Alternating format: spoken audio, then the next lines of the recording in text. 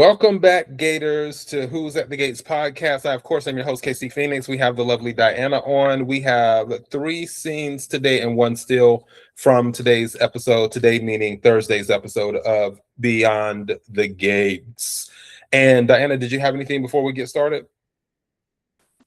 I just want people to go to P&G Brand Saver. If you haven't already, there's a new rebate when you spend $50 on your Tide and your Bounce and your Bounty and other P&G products. You get $15 back on a gift card. What a great deal in these trying times. We are working hard for that check from P&G. Cut the check, P&G, cut the check. All right, let's go ahead and get to this. This was Randy and Mona talking. We'll discuss Randy and Mona later on. This is about the transition into Anita and Vernon. So let's go ahead and get to it.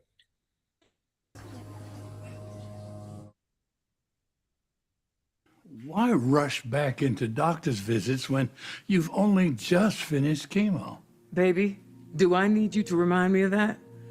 I still have the port, I still have nausea, I still have sores in my mouth. Believe me, my body has all the receipts. It's my place to remind you to take care of yourself. And this is how. By kicking cancer out of the driver's seat so I can take the wheel back. Because if I've learned nothing else from this battle, it's that no one is promised tomorrow. So I don't want to wait 2 more weeks or 2 more seconds. I am ready to close this chapter of my life, our lives, today. Are you coming? Yes, ma'am. I know people think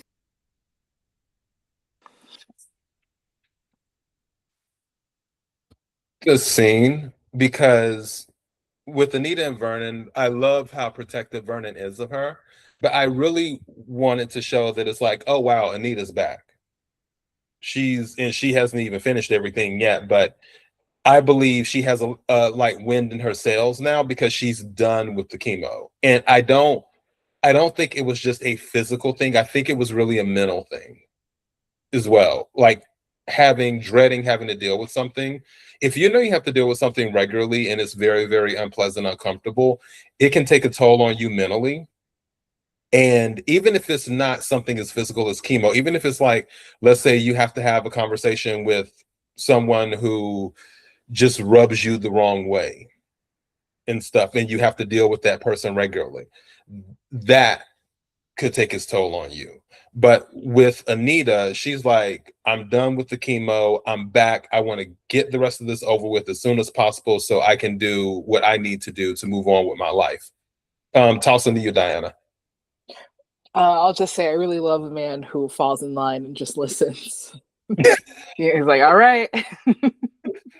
Yeah, well, Vernon has been like that with Anita, especially when she knows what she wants. It's kind of like, okay, let me not stand in her way because she is determined to do what she plans on doing. And then like if something negative happens because of her actions, then Vernon is just there to catch her. It's like, okay, I'll just be here to catch her. Now, I think there's been 1 or 2 occasions where Vernon has done an override on Anita. I would have to dig deep to remember exactly what it was about, but where Vernon put his foot down and is like, well, no, we're not doing this type thing. But usually if Anita is in her, woman hear me roar energy, then he stands down.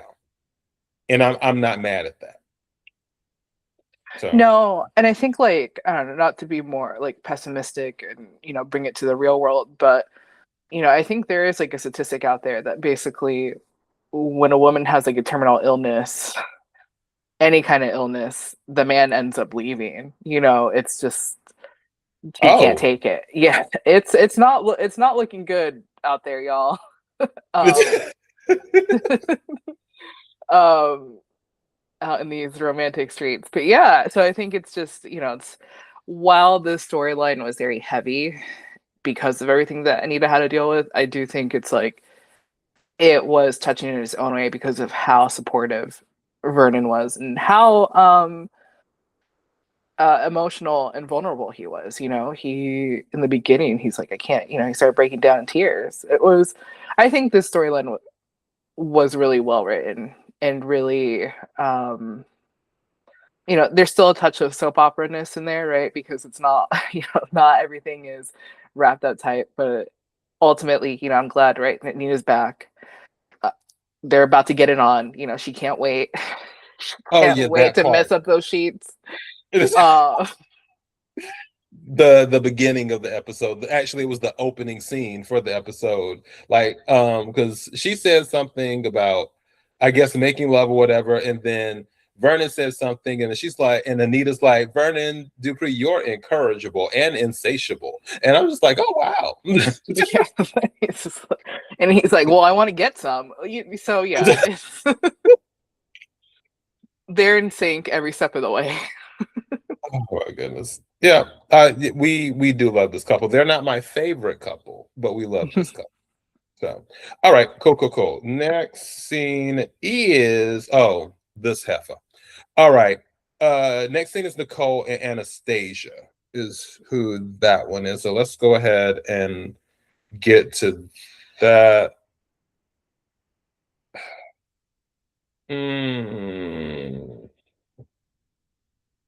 See. All right, perfect. Let me go ahead and get this going. Did you forget something? No, Anastasia. You have. Your manners. But I'm here to remind you. Jessie, dear heart, why don't you run off and check your lip gloss while your Glamma and I finish our conversation?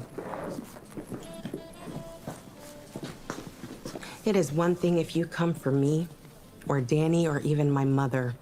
We are grown women, and we have had years to grow accustomed to your particular brand of rudeness. But if you speak to or about my granddaughter in that manner... Or what, exactly? I will lose every ounce of self-restraint I possess and give you the comeuppance that you have been begging for. Are we clear? My, this is fascinating. All this righteous fury on behalf of two strays your son dragged home. I mean, really, Nicole? How dare you, Anastasia? Tyrell and Samantha are family in every sense of the word. Well, you may gather them into the Dupree bosom as tightly as you wish, but it won't rewrite their origins. Not when their mother is a barely recovering drug addict who was living under an overpass not long ago. Do you hear yourself, Nicole? June has turned her life around. To what? Slinging hash at that artery-clogging diner? How very working class. But that is the stock your Samantha comes from. You don't honestly believe that a child born to that should represent the Barrington County Debutante Society, standing shoulder to shoulder with girls like Jessie? It's just so unseemly.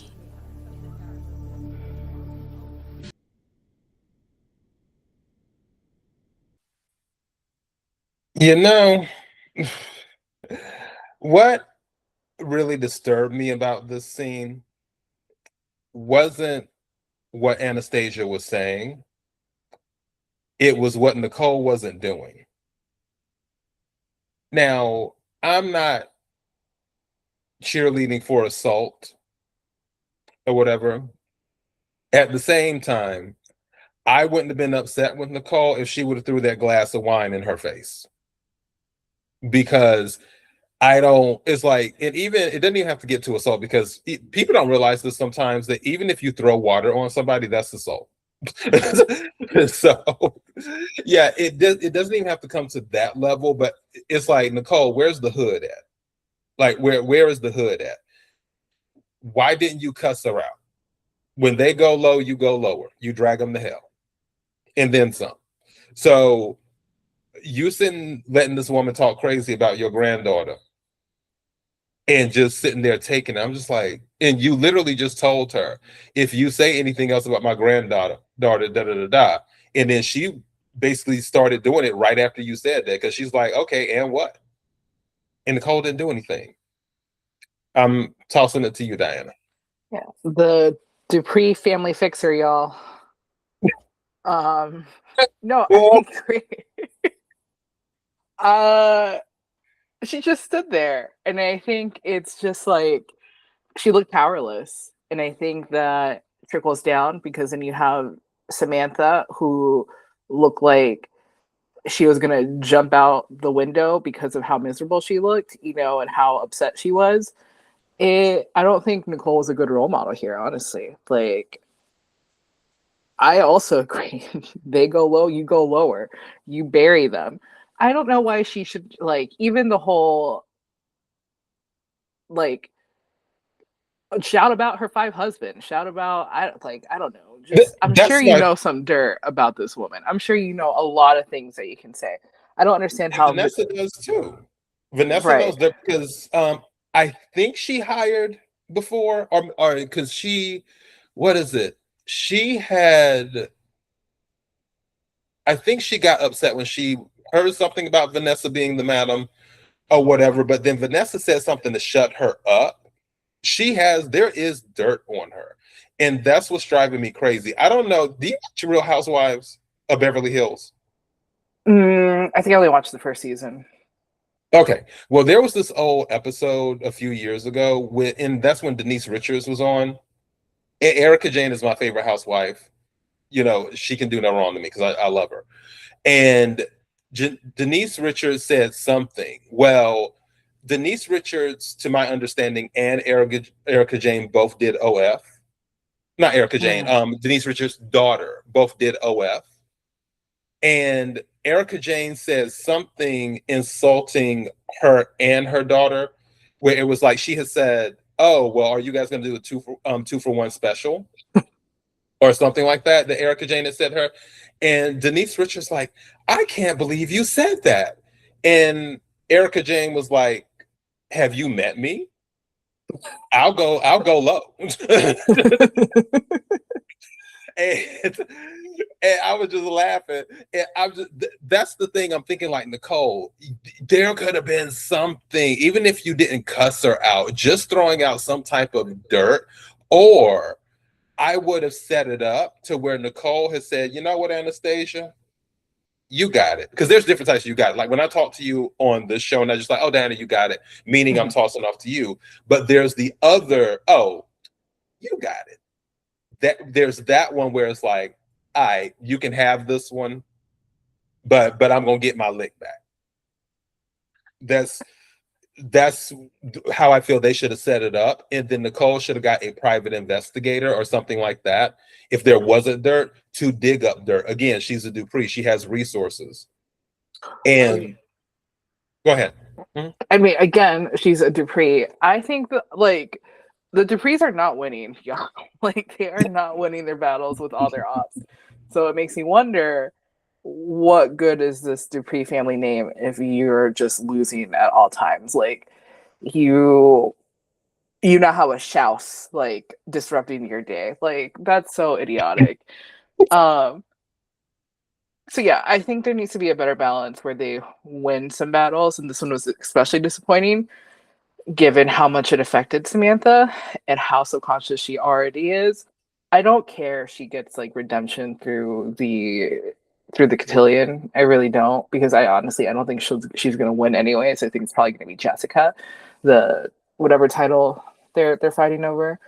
Um but yeah, I think it's so cowardly. And I think it's just like I hate the like, well, we're Duprees. We don't stoop to that level. Like, okay, well, now everybody knows your business and is talking behind your back. Congrats. Yeah, I'm just like, mm, mm, mm, mm, mm. Okay, let's go ahead and go to the next one, which is Randy and Mona. We're doing this as a still. We're not playing the actual scene. So, Yeah, you're welcome. We're sparing you.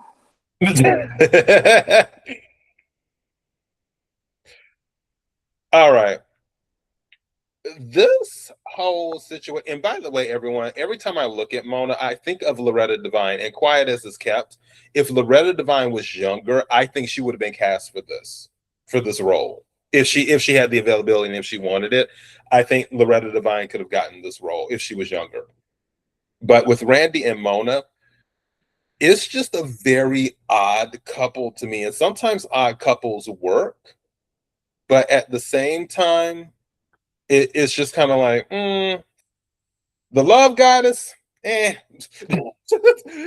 That's what I say. For those of you who, if you know where that saying comes from, but that's kind of the energy where I'm just like, I'm not feeling it. And Randy, I don't know why. I don't trust his intentions with her. I feel like if he does get with Mona, he may want to use her. In addition to that, mixing religion and sex is kind of weird sometimes. Like, I understand that people who are Christians or whatever, they don't have to. Let me correct that. They may have the desire to be in a relationship with someone, start a family, this and that, because we know people meet at the church and all of that stuff. It's just weird that that is the place where you're looking, or that is the background to when you're looking to start a relationship with someone. Because again, if you're going by a religion, technically you're not supposed to have sex until you're married. And it seems like sex usually happens before marriage in these situations. And it's one thing, like, if you meet somebody at the coffee cafe or whatever, or if you meet someone on Tinder, or pick your poison. But meeting someone having in a church, or meeting someone under, let's say you met them at some type of religious event and stuff, or they're just very religious, it just, I don't know if it's balanced and stuff, but I feel like Randy would take advantage of her I feel like he wants to use her for something. But let me be quiet. Go ahead, Diane. So what you're saying is that Mona should, if they go to church together, she should focus on her verses and not, thinking about like, ooh, what are we gonna do after this between the sheets? Yeah, no, I don't like this at all. And to be honest, I think Mona came off as very self-righteous here, which is what I don't like about her character. Like, I think she's very morally correct in a lot of the scenes. She, stood her ground against Leslie, unlike, Vanessa, who likes to chop it up with her. But she also came off as very jealous, right? And attacking, what's her face again? The girl that's maybe dead. Oh, Lynette. Lynette, thank you. Yes. I was like that. I was about to be like the whore, according to Mona.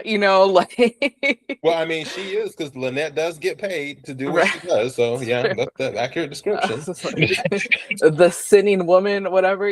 She's just like, oh well, you have your what's your girl gonna say? And I don't know. I just didn't really like the scene.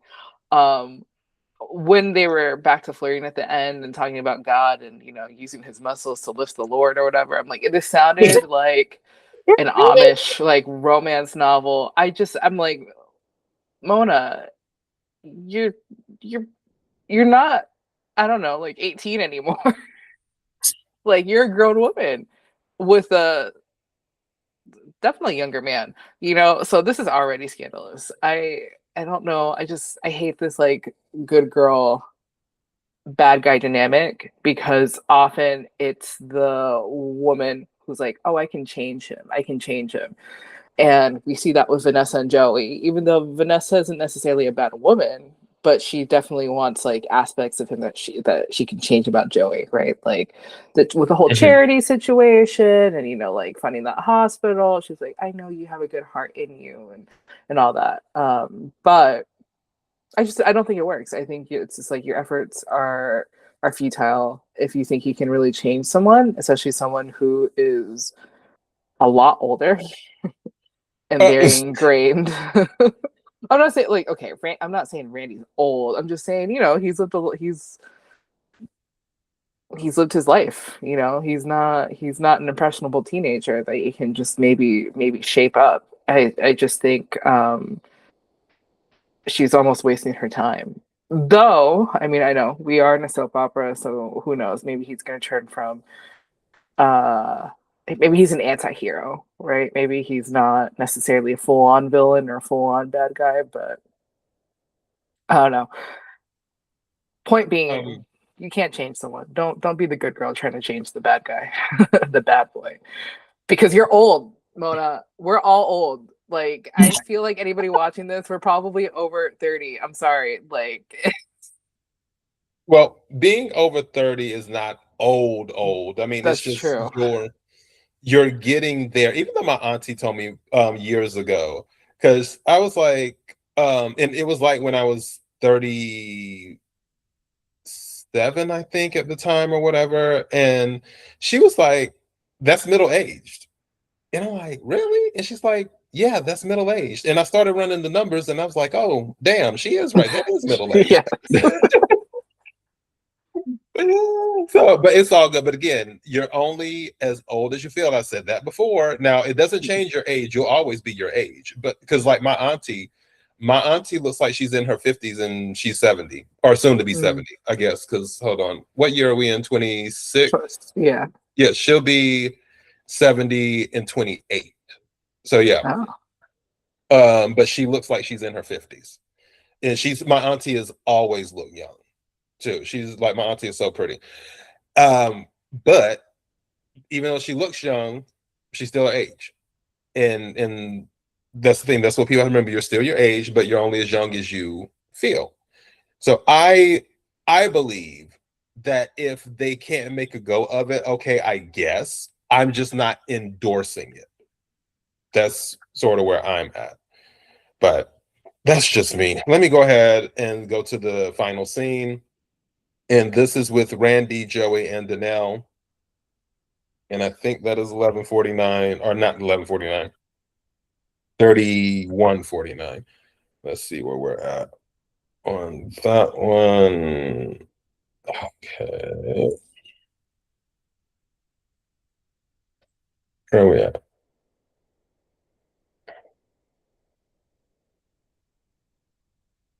There we go. Perfect.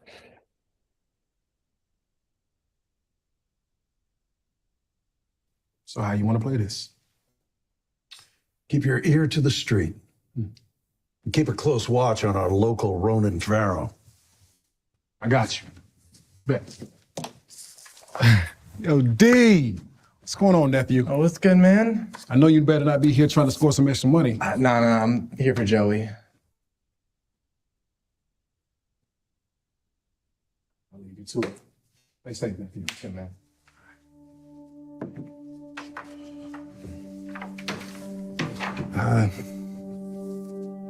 I wanted to apologize. I shouldn't have been rude like that. Water under the bridge. And to be clear, I'm not trying to replace your old man. There's a reason I never had kids. Well, why is that? Let's just say parenting isn't in my DNA. Probably because my old man would make a grizzly seem nurturing by comparison. Yeah, I remember you telling me about that. I'm not your dad, Donnell, and I won't try to be. But I wouldn't mind being your friend if you're cool with that. I think I can manage that. Good enough. Offer still stands. Yeah, I don't know. Tell you what, take him home with you, in case you change your mind. And if not, no harm, no foul. Thanks either way.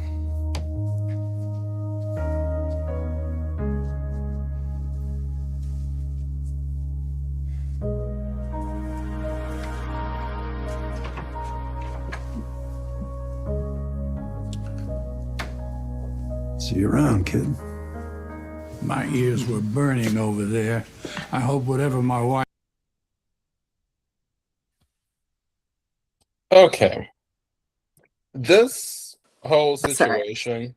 I have Yeah. one comment to make. Sorry, and then I'll throw it back to you, Casey. But in case, everybody forgot, in case we have a bunch of Vanessas up in here who, forget, Darnell is cool with Randy because Randy was like very close friends with Doug. And I know we tend to forget about Doug, but he was a character in the show. No shade, I'm not saying this to anyone specific, Vanessa or Casey, but I'm just saying, that's the connection here. That's it. Yeah, I remember when I first watched this episode today, I was like, wait, what? And then it hit me like maybe 3 minutes into the conversation or 2 minutes into the conversation, where I was like, oh yeah, Doug and Randy were close because Doug was the one who saved Randy's life. And I'm just like, there's going to be a reckoning. There will be a reckoning one day with the whole Joey and Doug and Vanessa thing. And what is crazy, like you see that Donnell did take the cufflinks, but it's kind of funny that all of them are getting close to Joey. Well, except Deanna. All of them are getting close to Joey, or both of them, I should say, are getting close to Joey. And Joey was the one who had Doug removed from the picture. When it does come out, and it'll have to come out. Yeah, there's no way it won't.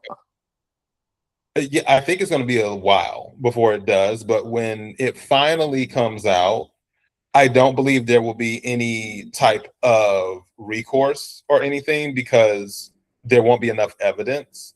And it would be weird to put one of the main characters in jail. Like I was saying that, oh, Joey's not going to, be on the show because he's going to jail, or either it'll cut back his screen time because he's going to jail. I just don't see that. I feel that the information will come out and it'll be like, oh, this is messed up, but they won't be able to legally do anything. Now, I do believe that Vanessa might start plotting instead of going after him for this, for that specific action. She may do something like with one of his businesses or whatever, but then again, that might be hard because he could have it where, and usually that's how it goes with people like Joey. They'll have it where the other person is tied up in it, where they would be the fall person if something goes down, and then they wouldn't even be touched with it. So I believe that Vanessa might end up plotting the removal of Joey. Now, if they remove Joey that way instead of Joey going to jail, that would be more plausible. Where Vanessa starts plotting her revenge over Joey getting rid of Doug. I thought she was already plotting her revenge because there was an episode where she tried to dissuade someone from gambling, like a husband from gambling. And I thought she was like trying to covertly, kind of bring down his business. But no, she's just like, I love him. I don't like, where are my children? Okay, I don't care. That's how she sounds to me. Yeah, I mean, it's all about Joey, so yeah. It's all about him. I think this scene in particular between them, I don't know. Do you think there was a part of Joey that kind of wished he had like a son or something? That he was hoping that Darnell would take those cufflinks. Maybe a little bit, but I believe that that's also in Joey because don't forget, Joey did look out for Isaiah. True. And the funny thing is, Doug had to be removed so Isaiah could enter the picture. That's what I said. Doug's sacrifice was not in vain because if Doug wouldn't have died, we wouldn't have gotten Isaiah. This was like, wait, why is that? Because the budget. Girl, we can't even afford private sets. I was like, I know you don't think this family can do detective work. Like Isaiah's about to be the one to solve the case. No. I'm talking about the budget because it's like, okay, there's only but so many actors we can have on the show. So it's like, okay, they're looking at the numbers. Well, somebody's got to go. Kid. But in all seriousness, I am looking forward to that coming back around to Joe. Yeah. He deserves karma for this. He does. I think, yeah, you're right. It's definitely going to come, but you're right that it's not going to come soon. Maybe at the end of the season. Maybe that's what's going to get revealed. I think next year. Next year? Oh my God. You think he could play that charade? Yeah, I believe it will be next. I doubt it would be this year. Eva and Isaiah will get married before Joey gets his karma for the Doug thing. That's why it's going. Don't, like I said, they will come back to it because they have to. They can't just leave this thing as in unsolved and Vanessa never finding out.